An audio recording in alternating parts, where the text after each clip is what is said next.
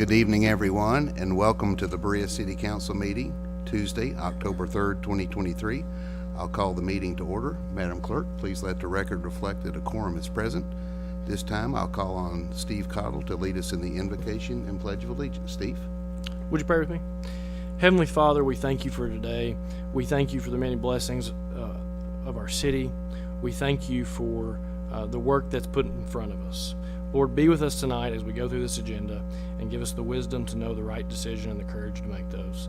Watch over all of those in our city, watch over all of our employees, and we thank you for all the incredible work that they do. Be with those who are less fortunate, Lord, and are struggling during these times as we go through the winter. Please be with us as we can try to find solutions for those who are without housing, and Lord, continue to bless this city. In Jesus' name we pray, amen. Amen.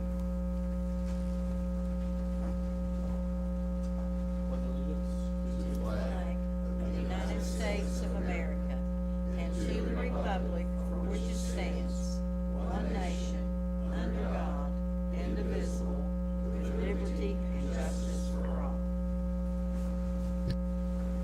Thank you, Steve. Next item on the agenda is approval of the agenda. Is there a motion to approve? So by moved. David Rowlett and second by Steve Cottle. Any discussion on the motion to approve the agenda?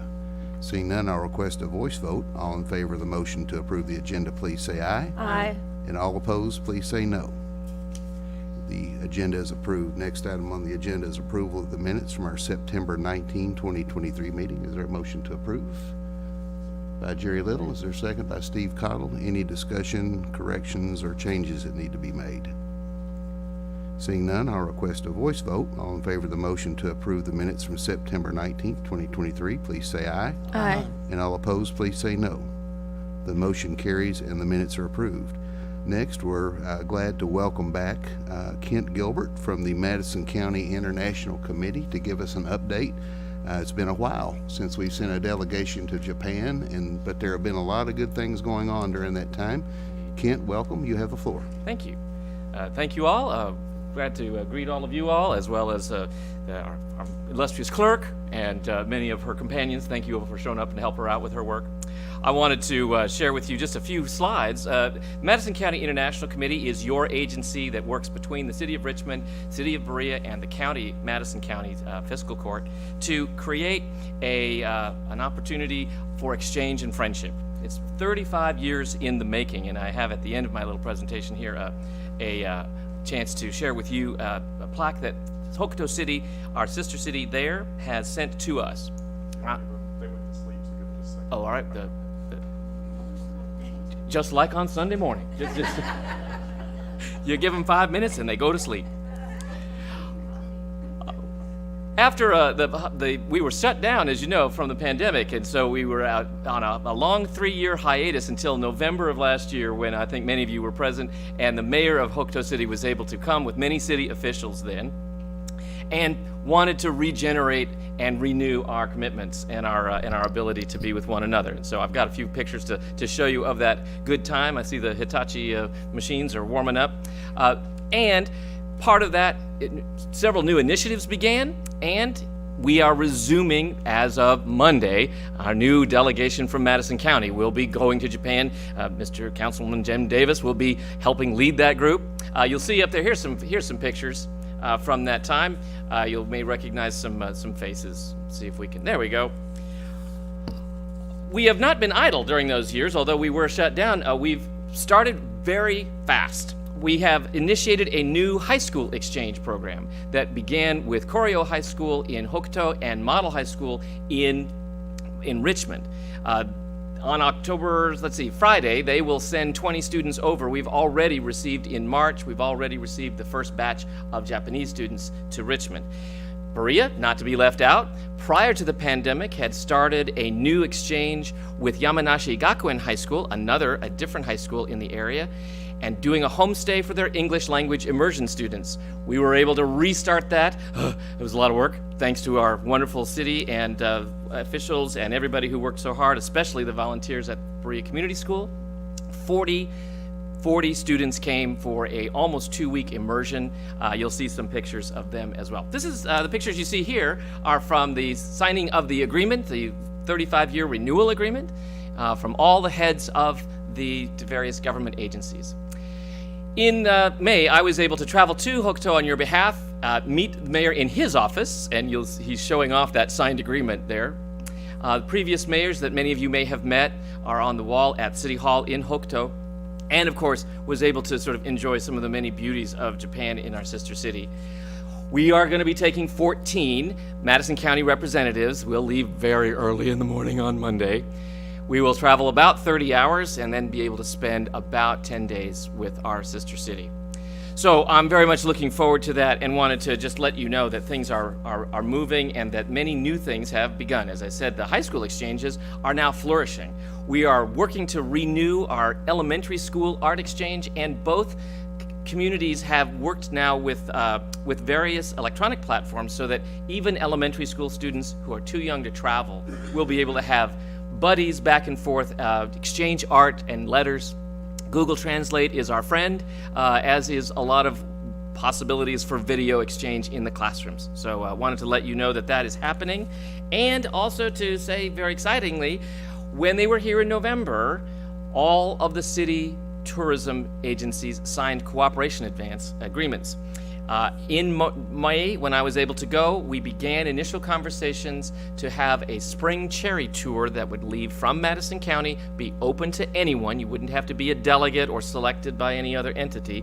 Anyone who wished to pay for the tour could join, and we will go and have a chance to see the world's oldest cherry blossom tree. Cherry tree is in our sister city. It is more than 2,000 years old and still blossoms. So it's our great dream to create some opportunities that would be wider and more than just the 14 or 15 delegates we've been able to take each year. There has been a substantial change. Pandemic has not left us unaffected. We had been doing an exchange. They came every spring, and we sent a delegation every fall. Both sides have agreed that for now, we need to reduce the number of exchanges that way. So an official delegation will go from us in October of the odd years. An official delegation of the Japanese will come to us in October of the even years. So the next chance that we'll be seeing students will be in March of 2024. That'll be Hokuto City students coming to Model in Richmond. And then the next adult delegation will be coming in October or November, early November of 2024. So on the desk for you, I have a small sheet that outlines some of these things, and if you or any in the audience are interested, there are extras on the table. You'll see where is our sister city, how did we get to have an exchange. You'll also see the front with a brief explanation of the recent events that have happened. And I just wanted to also say that we placed on each of your desks a little handmade chocolate. We've tapped former Berea resident Nora Swanson, who makes handmade chocolate. She's made one with the Madison County International Committee logo. That logo, by the way, that you see there on the top is 1/2 dogwood blossom for Kentucky and 1/2 cherry blossom for our sister city, Hokuto, and uniting them both is the rays of the sun and the beautiful mountains that we share together. So I wanted to thank the council for its support. I wanted to thank all of you who have been delegates. I know several have gone, and we hope to expand the opportunity for more people to enjoy the fruits of this relationship. It's resulted in business, economic empowerment. We did a little calculation. The Yamanashi Gakuen High School visit alone probably generated more than $100,000 in local spending, local money. So it's not just that it's good for those who are able to visit our beautiful and fair place. It's good for us to welcome them, and it's been a delight to share the blessings of the program with you all, and I'm certainly happy to take any questions, but won't delay you any further if there aren't any. Questions for Kent Gilbert? Anybody? Kent, just on behalf of all of us, thank you and the International Committee for all the work that you do. I know we see the slides and all that, but we know that there's a lot more work that goes on behind the scenes, and it's volunteer activity. So we appreciate everything that you all do, and thanks for Jim Davis for being willing to represent the city of Berea, and also Liz Todd for representing tourism. Liz is going to be on there. We're very happy that Liz can attend and will represent us well as well. So Kent, thank you, and I know he's open for questions later on too, if you Absolutely. guys want to ask, or if you have any questions about the program in general. And pretty soon Jim will be an expert, so you can ask him. He'll. That's right. Yeah, it'll be his answers will be in Japanese, however. So just beware. Okay. Thank you all. I certainly appreciate Thank you. all the support. Thank you. All right, the next item on the agenda is department head reports, and tonight we're happy to welcome back Amanda Haney, Codes and Planning Administrator, for an update from Codes and Planning. Amanda, you have the floor.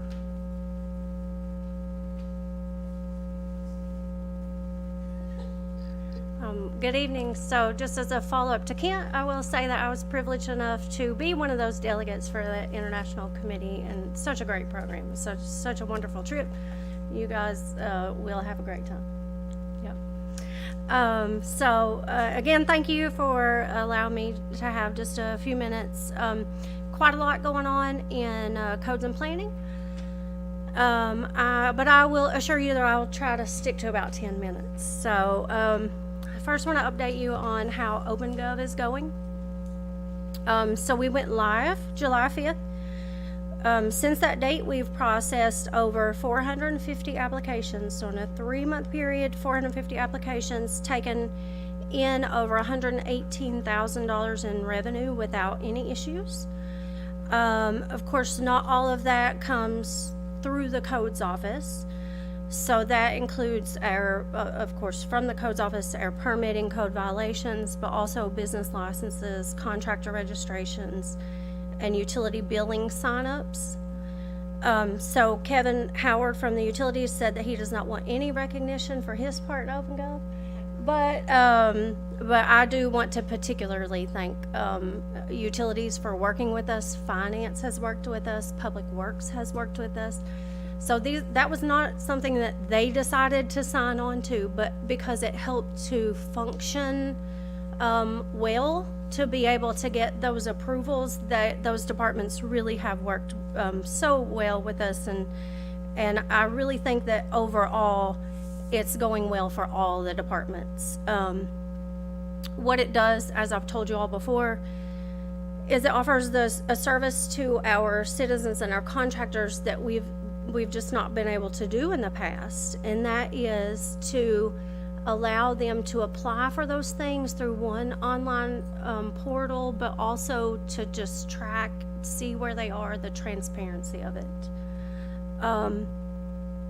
So in particular for the codes office, we are averaging about 20 new permits and 25 inspections each week. So that is up about 20% from this time last year and the year before. So we knew we were a little bit busier. I crunched some numbers just to see what that was. So it looks like about 20%. The typical residential permit, so this is where the numbers actually make sense. A typical residential permit takes about 15 minutes. So with OpenGov, we're able to track, when those contractors apply, make the application, when they actually receive their permit, all those time stamps. And so it's taking them about 15 minutes to submit for like a new house. And so what that's done is basically cut our approval times in half. So now a new house permit is being issued in 2 to 3 days, and that's going through the process of review through Berea Municipal Utilities, Public Works, and the building review at Codes. That used to take 5 to 6 days, so literally cut in half. And that 5 to 6 days was when we were driving those down to utilities, doing the paper forms. So electrical and mechanical permits are taking on average 3 minutes to complete their application. So they've learned that process really quickly and are just speeding through it. So just from a time perspective has really helped. So these permits that we're issuing, I'll go through just some of the projects. Of course, you all are familiar about the CMIT building, by far the largest building that we have permits for and are inspecting currently. Motor Wheel has an addition and a paint booth. Hitachi has a little over 100,000 square foot renovation to their existing plant. Davis and Powell Funeral Home's getting a chapel addition. There's a large storage facility going in at Beaumont, and then the upcoming projects that we're expecting to see start soon are the Starbucks area supply will be moving out on Paint Lake Road.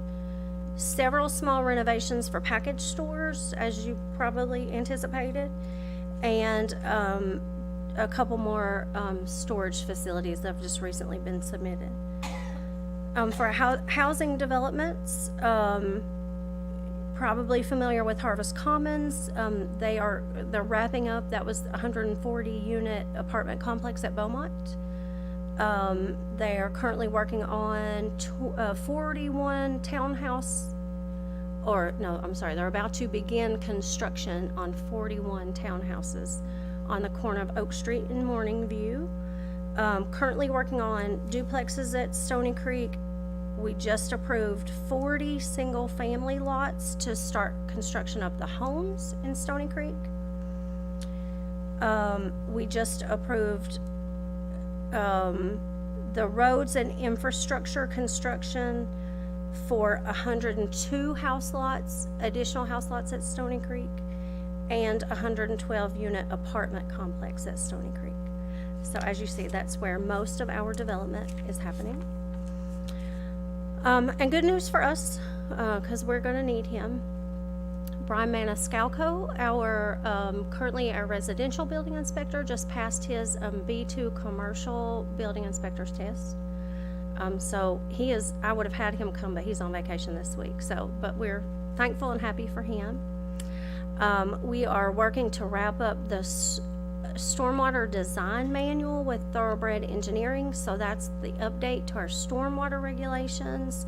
That will go to the Public Works Committee for approval, probably within the next 6 weeks or so. On the GIS side, we will be having an audit with Division of Water at the end of October for our MS4 program. So this was scheduled for last month, but had to be postponed. Matthew Thomas and I, he's our part-time GIS person, have spent numerous hours getting ready for this. So we're a little anxious to kind of get that over with and see where we stand. We also are working on a litter abatement grant that's offered through the Energy and Environment Cabinet. And then coming soon, we are planning to start again our it's a Trash for Cash program. So it is, we are able to pay nonprofit groups or school groups or whatever $100 per mile to pick up litter on certain city streets. And so the way that we're going to introduce that back, though, is have an online application process through OpenGov, so we can better track that. Easier application process for them, and so we're expecting to get that up and going in about 3 weeks, and we'll put lots of advertisements out for that for community groups that want to sign up for that. So I'm happy to take any questions. All right, questions for Amanda or comments? Yes, ma'am. You partially answered it in your last comment about the litter abatement applications. I had a question related to OpenGov, and it sounds like this initial rollout has gone pretty smoothly.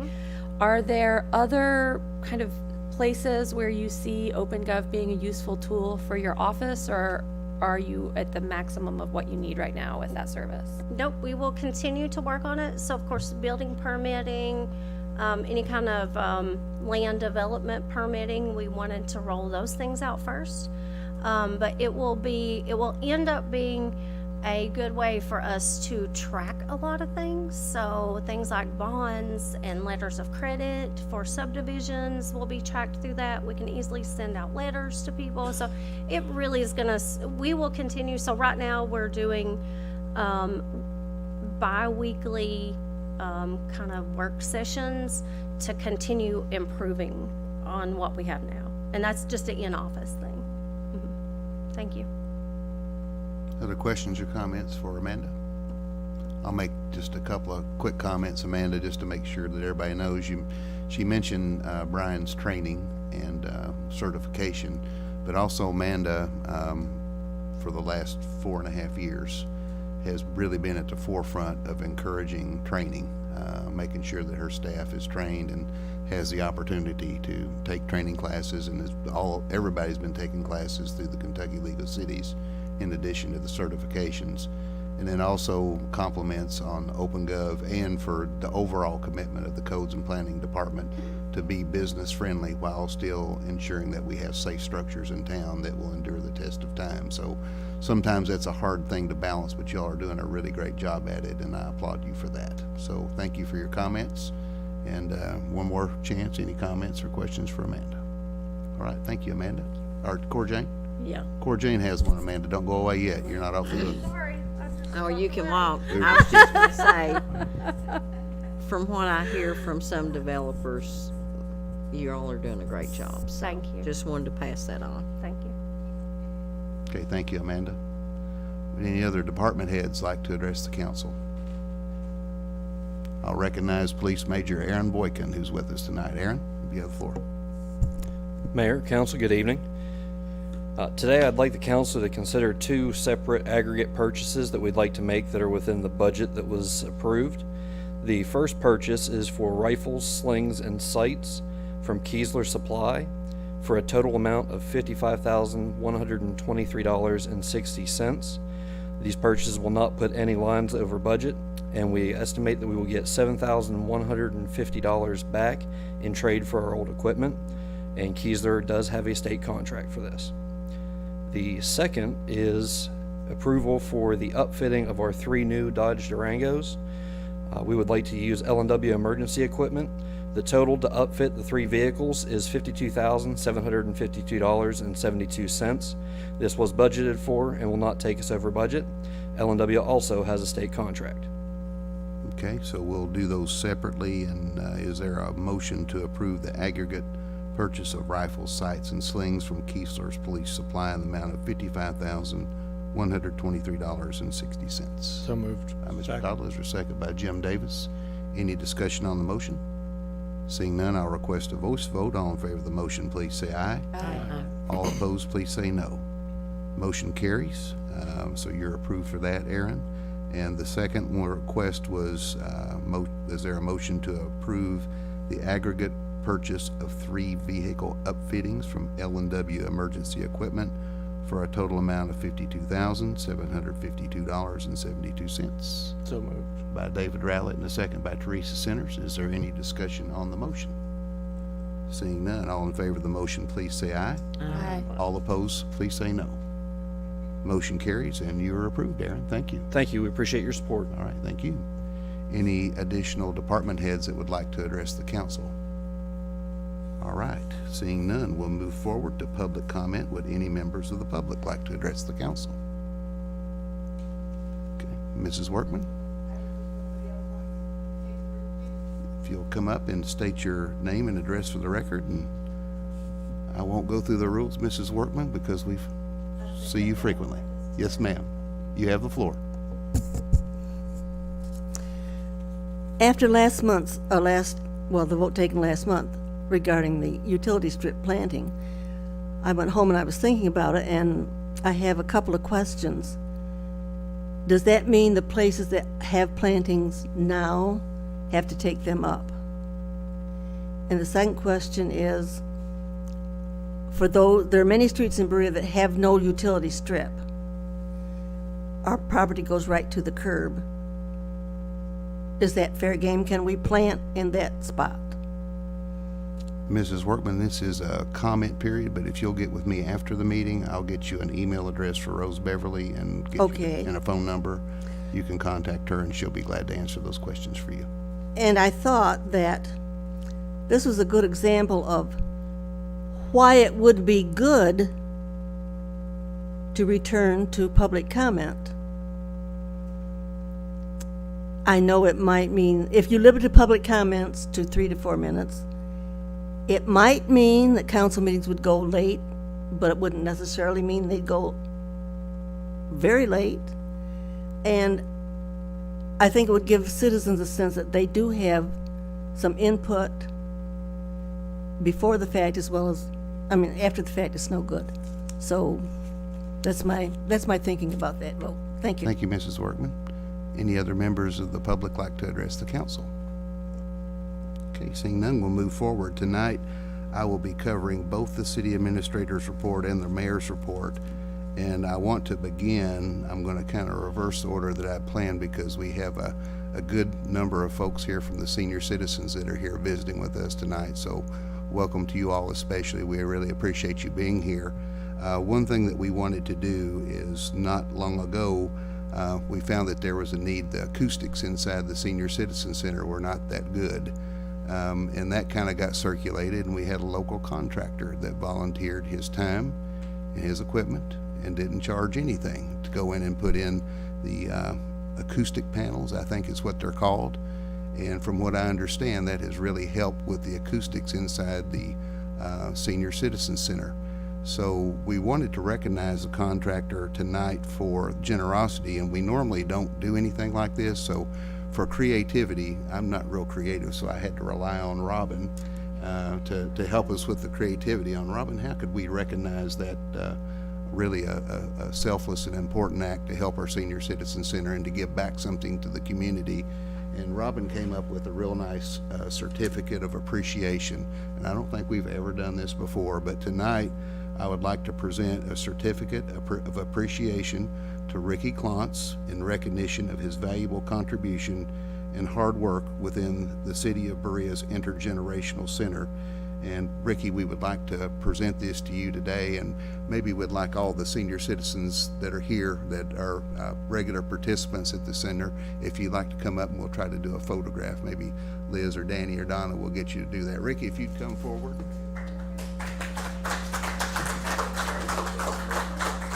I'll ask council members if you'll squeeze in for a picture, please.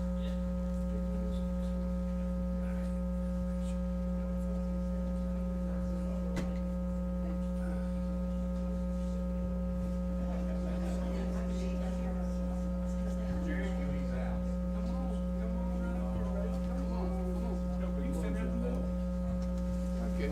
How are you?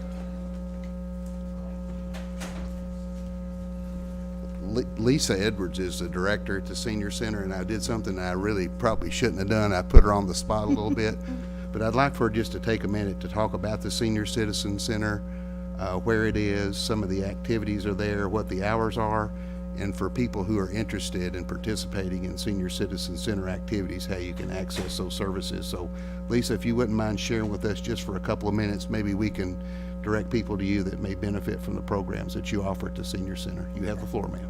So I'm Lisa, and I'm the director, and we're at the Berea Intergenerational Center. Our hours are from 8 to 4. We have probably about 240 people registered to the Senior Citizen Center.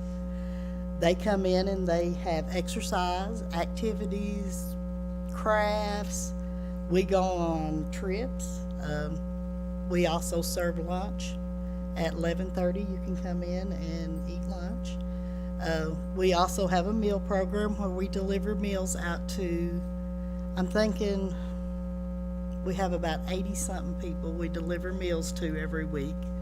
So it's a very good program. We also do commodities once a month. We hand out 84 boxes of commodities throughout the community.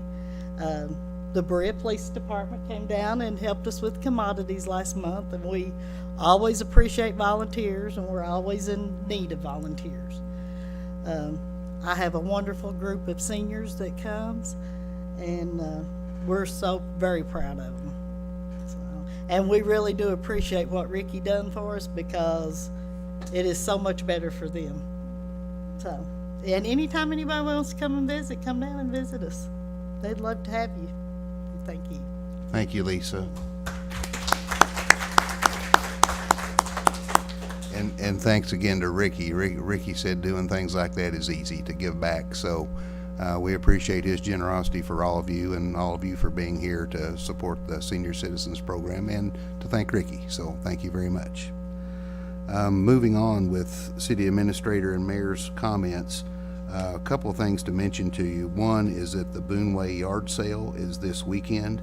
It's October 6th and 7th. There is information on Facebook, and you all can check that out. But anyway, if you have a group that's looking for a way to raise money, this is a good way to do that. It'll be set up along the US 25 route, and that is October 6th and 7th. Also, Rose asked me to remind everyone that there's a movie night in the park, and that's on October the 6th. I think the tradition before Halloween in October is Hocus Pocus, Priscilla, am I right? So bring your family, come on out to Memorial Park, right across from the Folk Center. The movie starts at 6:30, am I right on that? Or people can come at 6:30, start at 7? 7 o'clock for the movie. So movie in the park, Memorial Park, October the 6th. Also, Donna had asked me to remind everyone that there is a Tree Week kickoff, and that's on October 7th, which is Saturday, at the Chestnut Street Pavilion. That begins at 5:30, and then there's a concert with Al and Alice White and family that will begin at 7 o'clock as a way to celebrate Tree Week. Donna noted that there will be kids' activities, kettle corn and apple cider, sounds pretty good to me, a tree planting, and also the free concert. So everybody please come out for that. That would be a great way to spend your Saturday night, October 7th, starting at 5:30 at the pavilion, Tom. So we'll look for you to be there. All right, the last thing that I have to cover for Rose is a fall cleanup. The fall cleanup will be October 16th through 20th on your normal trash pickup day. Appliances, stuffed chairs, couches, non-stuffed chairs, carpeting, fencing and wire, and there are prices for all of those. So Robin will have this on the city website, and all the council members should have gotten a copy of this. So feel free to share that. This is a really good time to clean up and get rid of any junk that you have in the house that our waste service can pick up for you. We'll have those on the Berea City website and also the City of Berea Facebook page. And got a long list of things tonight.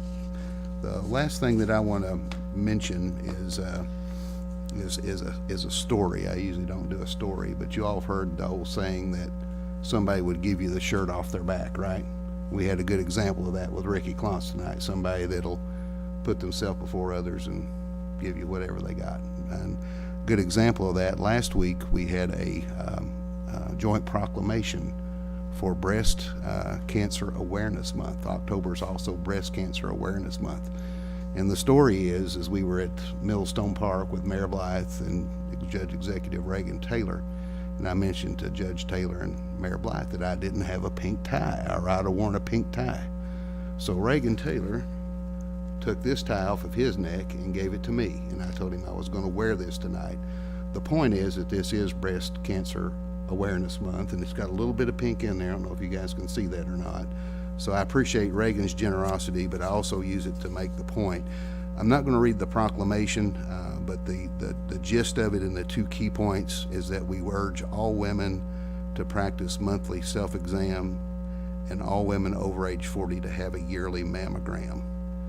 And part of the proclamation was to honor and recognize breast cancer survivors, many of whom are in the audience, who have triumphed over this devastating disease, and we applaud their courage and spirit, where they're inspirations to all of us. So again, Breast Cancer Awareness Month, Paint the Town Pink, breast cancer awareness. Let's do our part to make people aware and encourage people to find that early detection and do the self-checks. Also, my granddaughter, when she was young, another part of the story, when you would ask her what her favorite color was, it wasn't one color, it was pink and purple. So even up till she was about 6 years old, what's your favorite color? Pink and purple. Remember, the purple, we had Jennifer Lanehart from Hope's Wings, and this is Domestic Violence Awareness Month as well. So you'll see those flags on City Hall, and I know in about 2 weeks we're having an event here where there'll be a March for Awareness from the Methodist Church to City Hall. So we encourage you to consider participating in that. But remember, it's Breast Cancer Awareness Month and also Domestic Violence Awareness Month, and let's all do our part to address and create an awareness for both. That is all I have.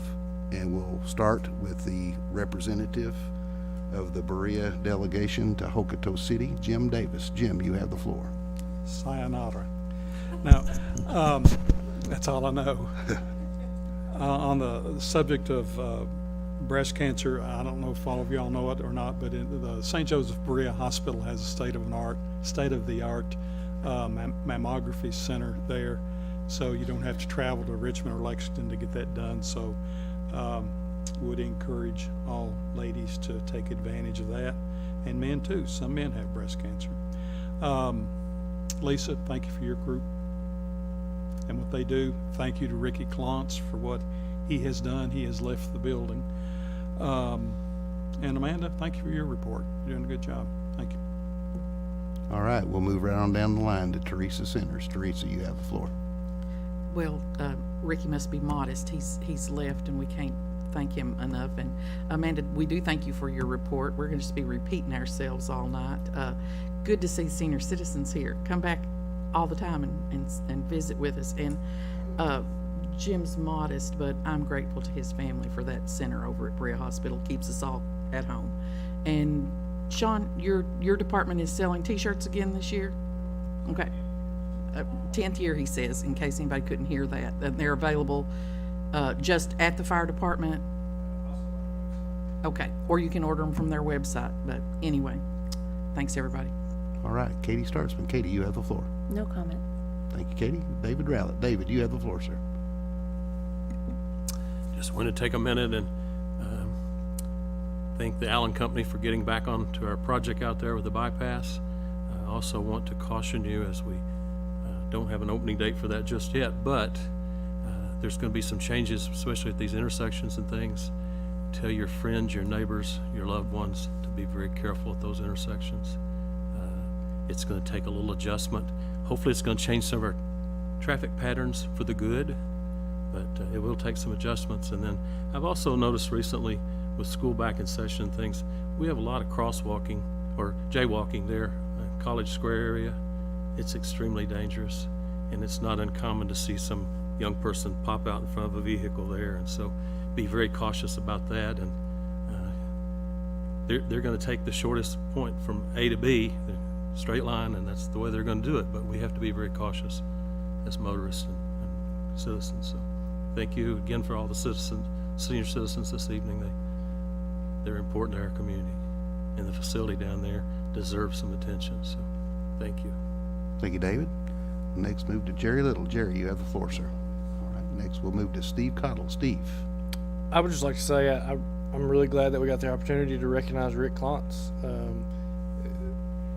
It's one of those things where people do a lot of work and nobody ever really knows about it. And the reality is that if we recognized Rick every time he did something for free to somebody who needed it, we probably would do that every week. And so knowing him, that was kind of a neat opportunity, and I'm glad that you did that, Mayor, and I'm glad that everybody was here tonight. So thank you for sitting through the meeting, and Jim, have fun in Japan. Thank you. All right, next we'll move to Korjang Wilson. Korjang. Just thank everybody for coming, senior citizens. And see, we also have a former employee, from the city. His wife was sitting out there, Miss Molly, Bill Hill's wife. So it was good to see you. And, Donna, hey, enjoy your trip. Keep Jim in line. Yeah. Amanda, thank you for your report. And Ricky Klontz, hats off. Thank you so much for what you did. That was much needed. I've been there. And everybody else, thank you. Have a good 2 weeks, I guess, till we see you again. Thank you. Thank you, Cora Jane. And for the last word, Ronnie Terrell. Ronnie, you have the floor, sir. I want to thank you for not giving Ricky the speaker, because we'd be still here listening to it. 'Cause when he gets started, you can't stop him. But I am thankful for what he done for the city. Thank you, Ronnie. Is there a motion to adjourn? So moved. By Steve Cottle, second by Katie Startzman. All in favor of the